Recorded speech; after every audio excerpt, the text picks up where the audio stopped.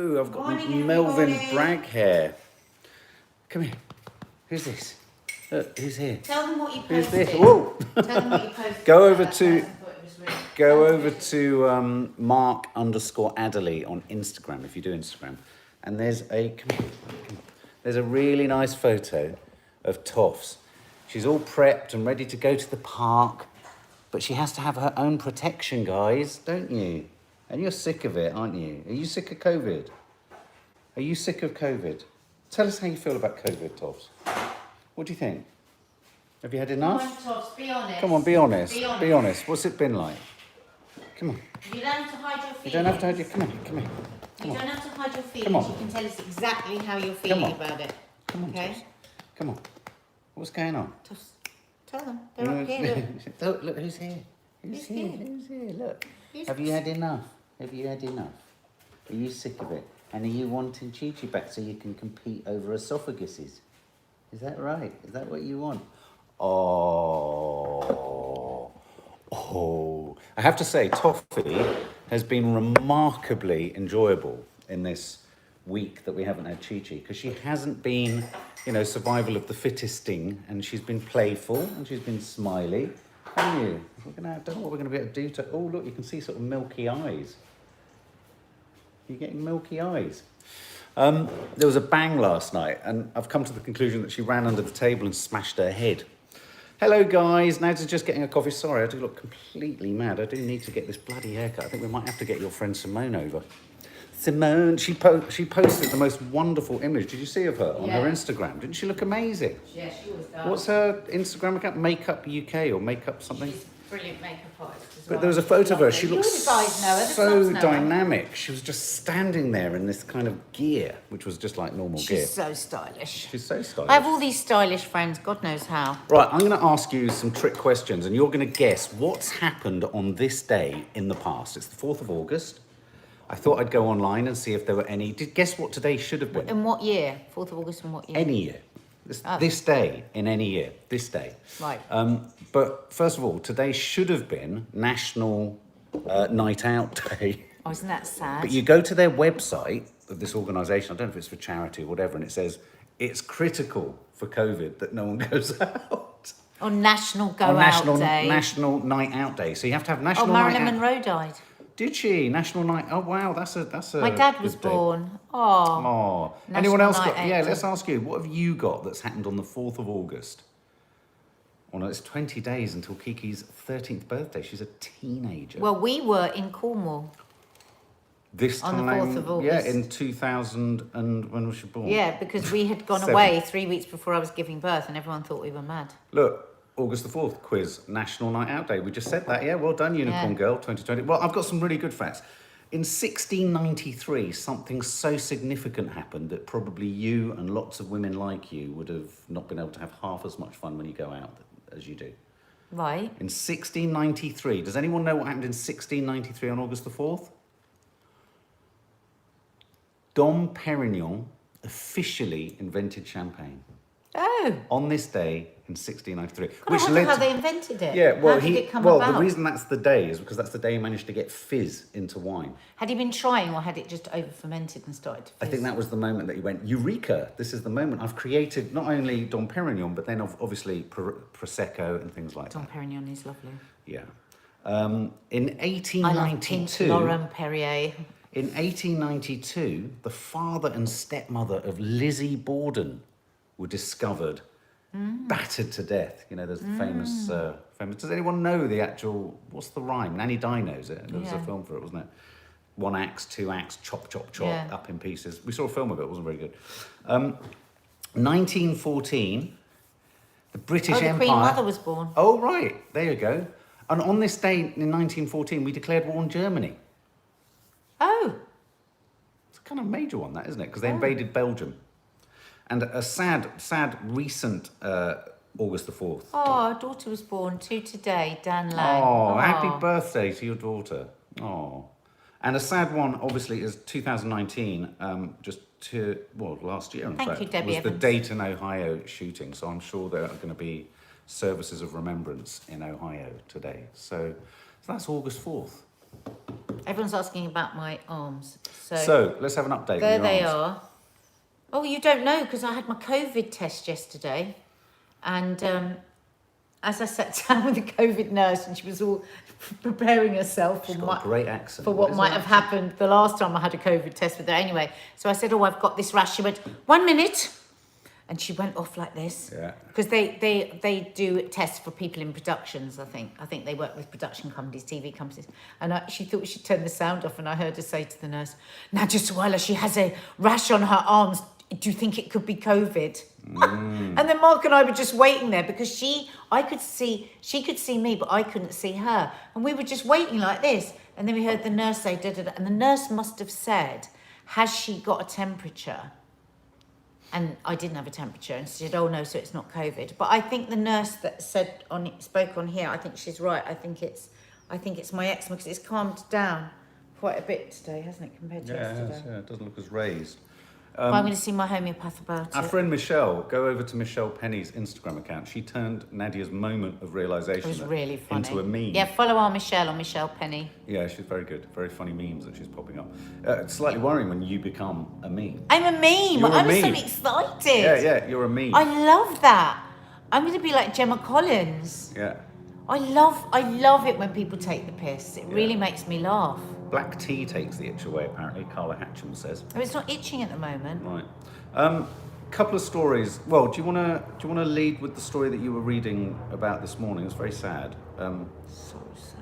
And I have a little input on this because I don't know if you remember in one of our It's twin. It's vlog. twin. No, I couldn't fit it in. Oh. Yeah, I don't know if you remember in our vlog, about a year ago. I think it was last year. I saw Will Young on Gardener's World, and I was charmed by him. But I was charmed, but I was also kind of not worried in a kind of in a patronising way. But I could tell that he'd been through a lot. Will done 997.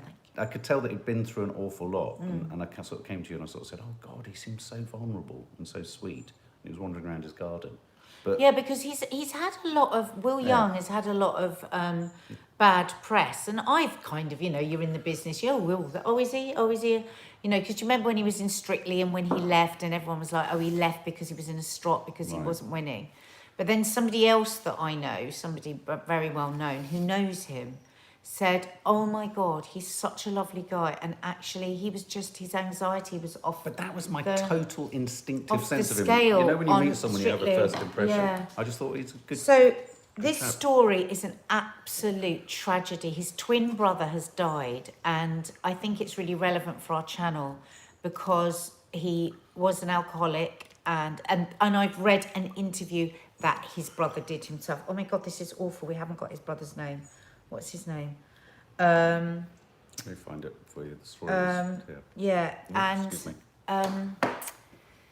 me. he's spoken quite openly about his struggles, both with his mental health and with his alcoholism. Rupert, that's it. And apparently the family are absolutely devastated, as you can imagine. And he talks in this interview about how his parents had done absolutely everything that they could, spent over £100,000. He says he felt he saw every top doctor and psychiatrist in the land. And obviously he started to medicate because he says, that he's self-medicated with alcohol. Eventually went to a rehab place in Tucson, Arizona. It's a very famous one, where he detoxed, and he said it was the very first time that anyone ever spoke about depression. And he has this depression, Mark, can you get the story up again? I'd never heard of it. It's a kind of depression. Had you heard of it, Mark? Doesn't have it there. Is it underneath there? Have a look for the other articles. There might be somebody on here that has it. But anyway, it's a mood depression, which I found a bit of an odd thing because isn't all depression about mood? But anyway, so he was diagnosed with this particular kind of depression. He's had so many. I mean, in this article, he talks. About so many of the ups and downs that any of us that have been around people that have suffer with mental health conditions or with addiction will know. It's this, the familiar stories of chaos in his life. He admitted that when Will Young was going through pop idol. He used it as an excuse to drink. They both went to a prep school, and he said both he and Will had dysthymia. Never heard of it. Have you heard of it? No. A depressive mood disorder. And he said they both went to this prep school, and both of them struggled a bit with their mental health. But he was very much labelled as a problem kid, whereas he felt Will was given more attention for it, or more understanding maybe. Also known as persistent depressive disorder. It's a mood disorder consisting of the same cognitive and physical problems as depression, but with longer lasting symptoms. Poor man. So it's like if depression isn't enough. Poor family, and obviously he was in this chaos, and he tried a number of times to kill himself, where he said he used a bread knife, all sorts of things. And actually, the really sad part of this article is that it felt like he'd kind of got himself back on an that was the even bit keel. that sounded so tragic. He had a job. He was a dog walker, and he was actually working for the charity Mood Depression Disorder Charity. And he's died, and it's just. And is the suggestion that he's died of an overdose or an alcoholic? Well, I mean, he has tried to kill himself before, so we just don't know. I mean, he died yesterday. The family are absolutely in bits, as you can imagine. So, our thoughts and prayers go out to Will Young and his family. And yet again, it reminds us that the epidemic that we have of men of a certain age killing themselves in this country. I mean, and I'm just so worried about the world's mental health with this fucking virus. Anybody that already had a mental health issue, can you imagine him? There was a man this morning on Sky News. He literally broke my the guy who's suffering heart. from chronic asthma and had to self-isolate because he had to be protected, and he's now going to food banks. Yeah, I saw that story. And he said that he's rung Samaritans a number of times, but puts the phone down every time, because if he started to talk about his problems, he wouldn't be able to stop. And the reporter that was there from the news he was only the fifth person he's spoken to since February. Yeah, I saw that. I mean, it's almost like we've said so much about this, and yet there's never enough said. Well, there's never enough said. There's never enough publicity given to it. Never enough. But you wish, when stories like this break, you just wish it didn't keep taking stories like this to kind of re-snag, not our interest, because one can't stay focused and talking about it all the time. God knows we do quite a lot, but why? It just seems so tragic that you have to have casualties on the way, well, the fact that in order for us to kind of resurrect the topic and resurrect the subject. And the fact that this man, obviously he came from a wealthy family, huge amount of resources, a fortune was spent on him, and it was never brought up that he had depression. Well, someone said it was just that he had a problem. Just saying, Dr. Alex from Love Island also lost his brother this week due to mental health. Really? I hadn't seen that. Really, I hadn't seen that. Did he? I mean, I think we can't. So if you haven't got those resources, how fucking impossible is it for people to get a diagnosis? Oh, look, Jenny Ella Cook, my dear friend in hospital just now with dual diagnosis. It's been a nightmare getting him the right treatment. And now with COVID again, because the only thing that we can actually treat or look after is COVID, how difficult is it now? I think it's really hard sometimes when I talk about mental health and I talk about my situation, because I know I have something that a lot of people don't have, which is a very understanding, very conversant partner, family environment where there is tolerance and understanding around mood, around emotion, around dark periods in your life. If I didn't have that, this is such a hypothetical, because we don't live life like that, do we? We don't live like life going down the other option. That's the situation I have, and I struggle within that. You could argue it's not about gratitude, it's not about what you have, it's not about who you have, but I know for a fact that if I didn't have the support or the understanding, because there are times where it's too much for you, I don't want to share it with the family, and that can become the problem in itself. Do you know what I mean? You conceal it because you're wanting to protect your family from it, and you're aware that they're picking up on something, and da-da-da-da. It's just, but if I think to myself of if I was actually on my own, and there have been periods in my life where I was between relationships or I was out of relationships, and if I'm honest, I was using relationships or being with people as a way to distract from the utter loneliness of being on my own. I don't know how I'd be coping now. I really don't. And in saying that, these services like the Samaritans and 12-step recovery programs and charities like Anxiety UK and Mind, and all of these, they are there for a reason, and they are there to help us, and they are there for connection and belonging. So the fact that guy phoned Samaritans 5 times, I think I would have been one of those people. If I'm really honest, I think I would have been one of those people who would have picked up the phone and kept putting the phone down. And there, but for the grace of God go I, that I've got a support network. And I'm sure, there's lots of people suffering mental health issues who also have supportive people around them. In a weird way, that can sometimes create a pressure because you feel unworthy of feeling how you feel. Yeah. So, I'm not talking about a hierarchy of things, but when I sort of think, I hear a story like Will Young's brother, and I take myself to their position of loneliness and isolation. Or Dr. Ellis's brother. Training as well to be a doctor. And I just think, my God, it's... The anguish their family's going to be in is just... and like this, COVID has fast-tracked, we've talked about this before, like COVID has fast-tracked sort of developments in society that were already ongoing. For example, technological developments in communication and work.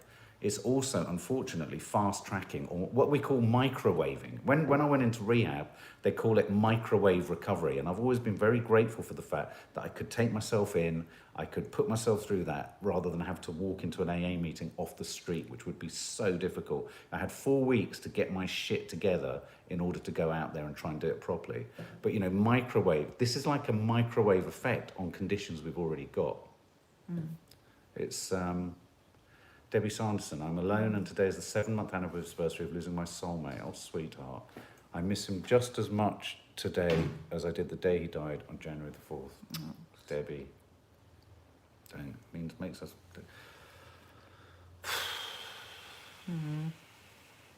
Hold those dearest to you and nearest to you close to you.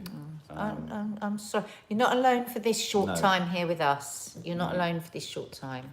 Andy's Man Club. I've heard of Andy's Man Club. Is that the one that we've read about, which connects men together? And I'm sure I saw something with them in a shed or something. Do you want me to pull them up there? Claire Smillie, I've been on my own like forever. Family not interested, but had my first telephone consultation with a psychologist. But next appointment won't be for so long. I really think it's the bits in between, isn't it, that's so hard. And that's why it is good to contact people like the Samaritans, because they can give you other places. There are self-help groups. There are groups that get together and can talk through. And I think it's very, very important, because I've been through therapy myself. And sometimes it's absolutely horrendous when you walk out of that room and you're suddenly just left with yourself. So, yeah. So look for somewhere in between is what I would say. Claire Ross Reed, I feel so lonely at times. Oh, sweetheart. And I'm receiving CBT online, thank goodness. Debbie McCartney, same Mark. I had 4 weeks in a rehab, microwave the 12 steps. This saved my life. Oh, well done, Debbie. Well done. Yeah. Oh, thank you, Amy Dodds, who says this is a precious network you've cultivated, Nadia and Mark. Thank you. Look, our hearts go out to Will Young's family, and that's it's a tragic moment. So, other stories are a weird one that we're going to have to break to Nanny Di. Oh, somebody's got some lovely news. Kelly Davis. Hubby has had some brilliant news. He has just had his latest oncology results, and he's still cancer-free, heading towards 3 years clear. Yay! That is a spark of joy. And it's good to see that oncology results are happening, if you know what I mean. We've got some rather difficult news to break to Nanny Di. So when she comes down... This is serious. When she comes down, we are going to vlog this moment. But there was talk last night, and I didn't see this as a big story until you talked about it, until we saw someone respond to it on Sky News. Paracetamol is going to be... Well, there's talk, or it's been suggested that paracetamol should be banned. Well, no, I don't think anyone's saying it should be banned. Well, where's the story come from then? No, they're not saying that it should be banned. There are real concerns about prescribing paracetamol and Nurofen for chronic pain sufferers, because there are side effects to everything we take. Now, this is all very well to say this, and this is a new report out by, should have had all these stories up, Felicity cooked lots of oldies, have a stockpile anyway. It's Nanny Di. She's got one drawer in her kitchen. It is stacked full Yeah, I mean, they're of not... meds. Yeah, she's going to flip She's just going to out. front load on them, isn't she? Right, so this is... Oh, is this going to be one of those... But the woman who's the head of So ideas... more than 20 million people in Britain, right, suffer from chronic pain and use things like paracetamol and Nurofen. You're going to love this. So, so there's been... This committee has come up with this idea that actually the better thing to do for people with chronic pain, sensible recommendations are made for non-drug treatment, exercise, talking therapies and acupuncture. Now, the challenge for the NHS will be to deliver these at a scale for the millions of people with chronic pain. Thank you. Thank you. How are you going to supply that for the 20 million people that are suffering with chronic pain in the middle of a pandemic with all the mental health issues? This was a scary moment. And like you said, we were a bit like, oh, is this a big story? Because it's on the front page of all the papers, on Sky Papers last night. But both the contributors to the programme were both horrified. One, because she has sciatica. So she was like, am I not going to be able to get my paracetamol? But Nanny Di is obsessed with paracetamol. Even when she's got Whenever we enough. go anywhere, right, she'll say, I've got to get some paracetamol. And we say, but did you not bring any with you? Yeah, but I've got to get some more. It's like, but I didn't realise that it's addictive. Michelle, It can be look, addictive. And Michelle, my granddad had a cupboard packed full of paracetamol and powdered latte for coffee bags. Could have started a corner shop when I cleared it all. Bloody hell. God, so maybe he put them Would in he the cafe sprinkle it in his latte. coffee?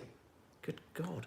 So this document put final guidelines are expected to be delivered by an independent committee early next year. So these are the initial thoughts around it.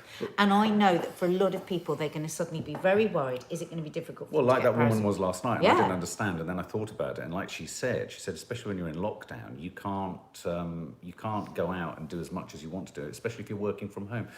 The other thing, though, Well, the other this- thing that they were suggesting in some of the news stories I saw was that, in fact, quite the opposite. If you're suffering from some sorts of pain, their advice is going to be physical therapeutics. Yeah. I.e., you go for sort of, physical rehab. Well, in or- fact, the woman on Sky Papers yesterday, she said, oh, everyone's been banging on about how great it is to work from home, but as a result of it, I've got sciatica.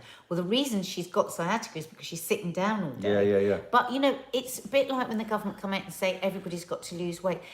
To do these things, for people to shift the way that they're living in a seismic way is very, very difficult. You can't just say it.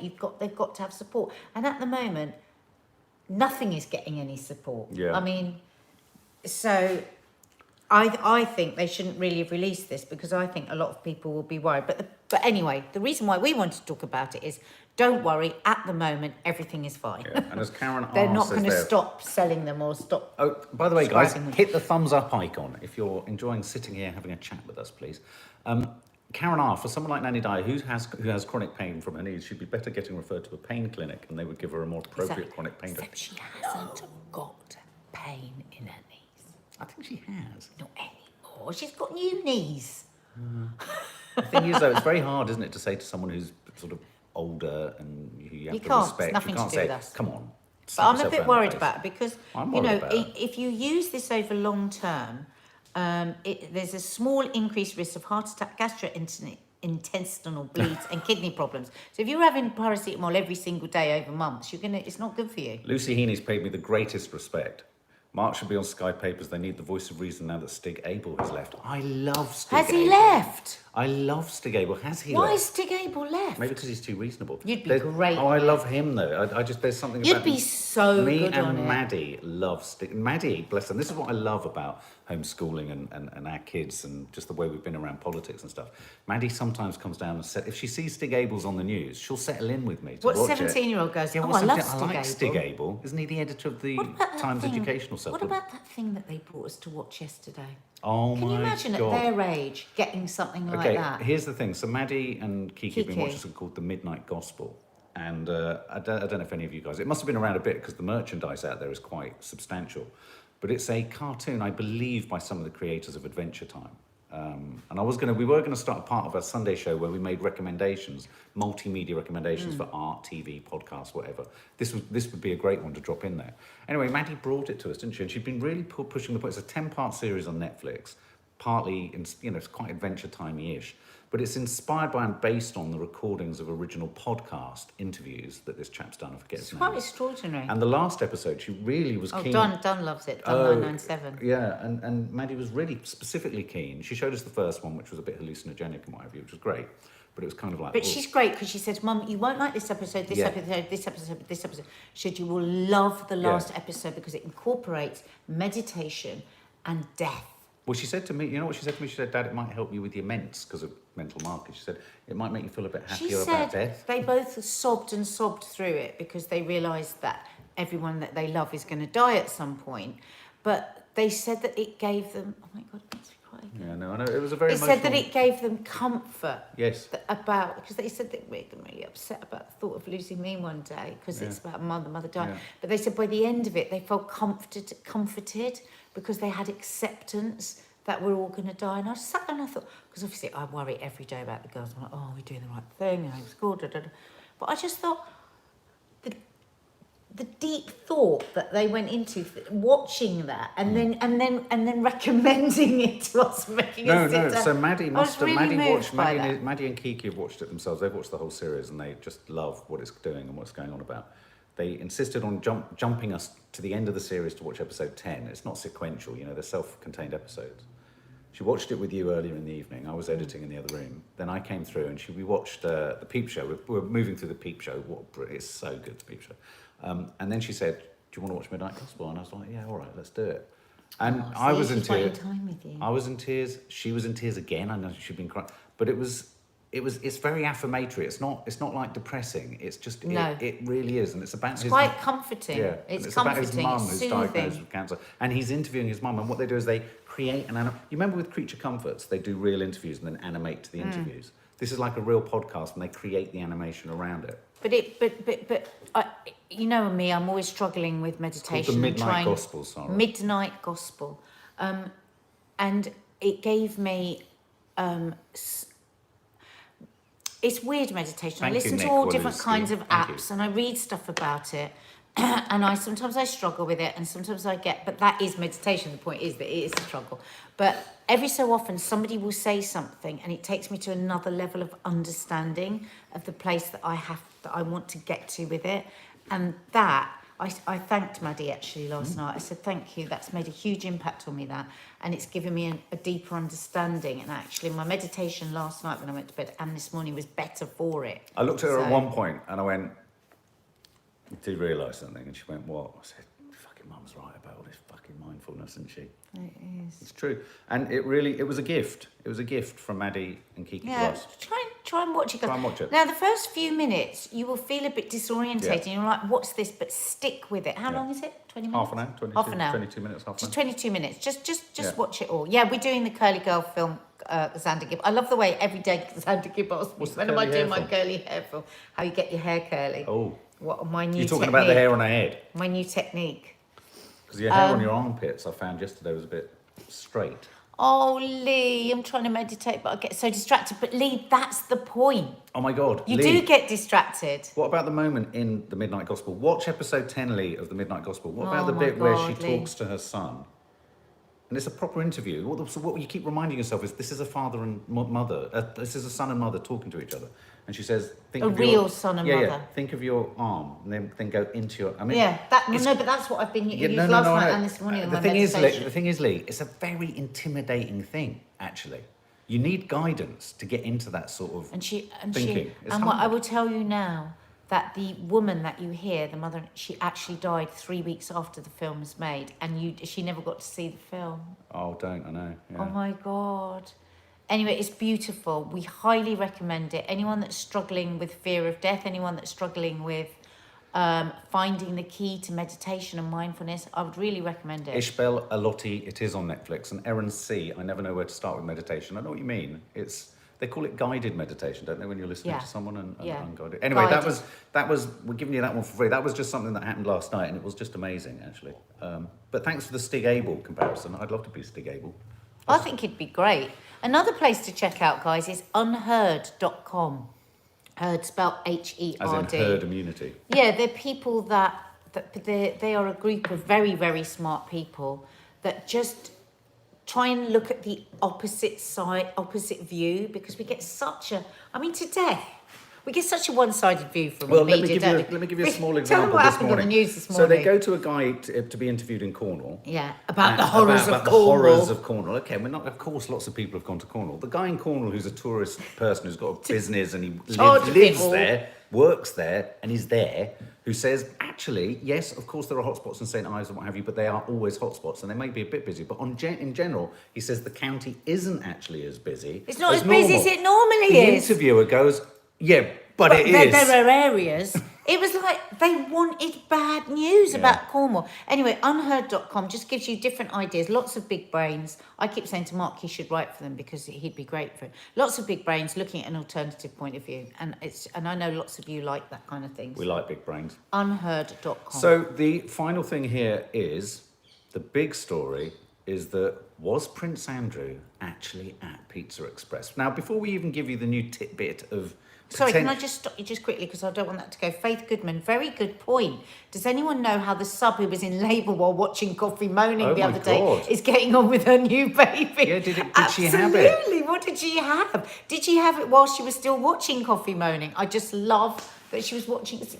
I love that. Sorry. She'll tell her baby that. Yeah. No, I don't want to be tickled. Karen R's asked to lighten the mood. No, Mark. Right, there you go, I tried. I know when she's not going to... No, it's just because because I knew you were going to do that and it's disgusting. Made me feel sick. So, can you just say yes or no? Was Prince Andrew in Pizza Express? Because you've got some new news on this, haven't you? Yeah. Well, I mean, when I say new news, it does make me laugh. Again, the news gathering and the way news is, yes, he was in... Who knows? Thank no. you, Claire Prince Benton. Andrew claims he dropped Beatrice off for a party. Yeah, no, absolutely. We know what he said, but was he being honest? Well, anyway, the story is that an eyewitness claims, who was at Tramp, was it Tramp? Tramps, Is that yeah. Tramps? Was it Tramps? It's the #1 trending story. Prince Andrew was at the club with Jeffrey Epstein's sex slave, Virginia Giuffre, not Pizza Express, new witness claims. Now, Shukri Walker says she remembers him dancing and chatting with a young girl. Oh my God! Is this the girl? Is this the woman? This is the is girl this the witness? this is the witness who was there. Yeah. Shukri claims to have seen Prince Andrew dancing with Jeffrey Epstein's sex slave at a nightclub, which was the accusation. Andrew was pictured at the same club days later, but that's him just there. Teenager, Andrew denies it. He says he remembers but Shukri has no doubts it was the prince she saw dancing with Virginia because she said sorry to him after standing on his foot. Was he sweating? Big question. Shukri said she turned to apologise after her mishap on the dance floor at Tramps and found herself face to face with the prince. She recalled he was smiling and he said, no problem. Wow. Now, okay, eyewitness statement. There may be all sorts of reasons why this hasn't come out sooner, hasn't been said sooner. There could be question marks over why has it come out now, but... It doesn't mean it's true. Doesn't mean it's true, and it's easy to say. And I think the problem with all of this is until you pin hard and fast evidence down, you know, What do you think they should do? I think the Americans should call him over and to have a proper conversation. Can I say something a bit more sort of very deeply pragmatic and unexciting? I think they all need to stop saying come here, come over here and meet him. Yeah. Arrange to meet him at Pizza Just Express. Get a flight. Arrange to meet him at Pizza Express in Woking. Look at that photo of him, that girl, and Sheer Sheer delight. Yeah, so again, lots and lots of new papers are being admitted and are being allowed to be admitted to the Ghislaine Maxwell case. Oh, Stig's got his own radio show on Times Radio. Oh, we'll have to listen to that. That's why he's left. They've tied him in, of course. That's really good for you to get into doing Times Radio. The Times, and there's quite a few other people who've gone there too, haven't they? You should go and see them. You'd be brilliant on the radio. Just some idiot who just talks shit. Well, so are most people on the radio. True. How is your dad? People asking, how is your dad? Well, okay, I'm going to pop over there in a minute. I haven't seen him today, but yeah, it's not nice what's happened, but hopefully he's feeling better today. Let me text my mum now and find out for you guys. So, but we'll send him all of your love and all of your regards. And Yeah. So really, yeah. So hit the thumbs up, guys. Hit the thumbs up if you like these chats. I'm going to try and find what happened on this day each time we do a coffee moaning. Yeah. And thank you. And what's happening later today? I'm going to try later to compile a vlog of sorts. Don't know whether it's a green-fingered hell or a vlog. I'm going to have to work out whether we've shot enough since Cornwall. So that'll be happening later, and there will be a showbiz landing again this week. We're going to be doing a Thank you, Sandy. We're going to be doing a showbiz a week. So that'll be nice. A nice little pull together of stories that are happening in the news. It's okay, Jessica. Thank you. Everyone's asking about my rash. Thank you. Thanks, guys. Thanks for all your support. Right, here's the thing. Kat Zeke's just finished watching your Popcorn Junkies review. I was going to... How weird. I was just about to say, Nadia is really intrigued by this film. I saw she posted something on her Insta story last night. It's totally up her strata. It's a film, St. Francis. I do a review of it on the Popcorn Junkies. First review. Significant, really, because it was the first film we've seen at the cinema.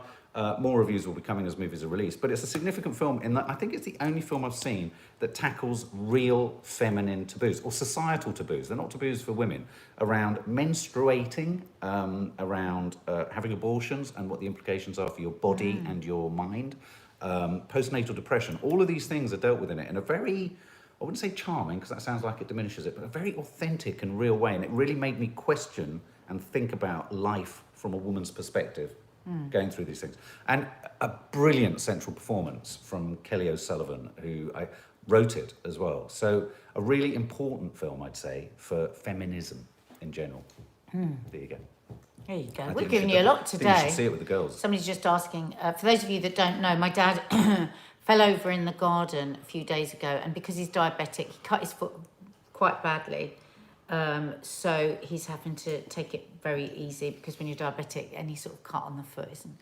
So it's a bit of a knock, bit of a knock for my mum as well. But he'll be fine. He will be fine. But it's just like, oh, for him, it's just like, oh God. Yeah.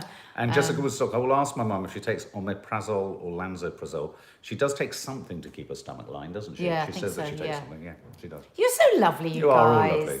Lots of love. Lots of love. Have a lovely day, and we will see you on the other side of this thing. Now. What thing? This. The thing coming towards us.